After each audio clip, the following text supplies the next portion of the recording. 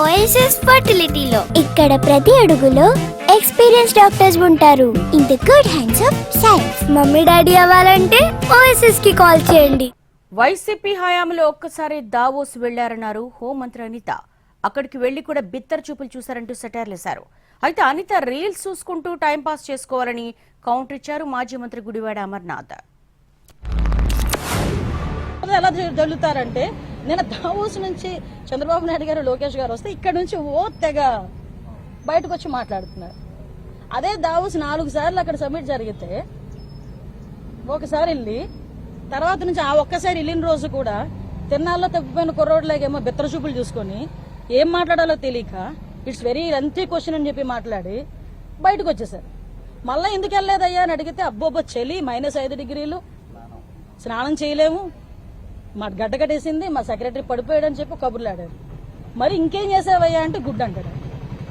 వీళ్ళు కూడా బయటకు వచ్చి చంద్రబాబు నాయుడు గారి గురించి అరే అక్కడికి వెళ్ళిన తర్వాత చంద్రబాబు నాయుడు గారు లోకేష్ గారు నిజంగా 3 రోజుల పాటు మనకు ఉన్న భౌగోళిక అంశాలు ఎలా ఉన్నాయి, మన కోస్టల్ ఏరియా ఎంత ఉంది, ఏ పెట్టుబడులు పెడితే ఇక్కడ వాళ్ళకి లాభాలు చేకూరుతాయి, వాళ్ళకి ఎటువంటి ఫెసిలిటీస్ కావాలని ఇస్తామని బిల్ గేట్స్ లాంటి వ్యక్తే ఆ రోజు చంద్రబాబు నాయుడు గారితో కలిసి కూర్చొని మాట్లాడుకుని ఆయన విడుదల చేయబోయే పుస్తకాన్ని చంద్రబాబు నాయుడు గారికి బహుకరిస్తే దేశం అంతా గర్వించదగ్గ సిచ్యువేషన్ ని వీళ్ళేమి ఈ రకంగా మాట్లాడుతారు.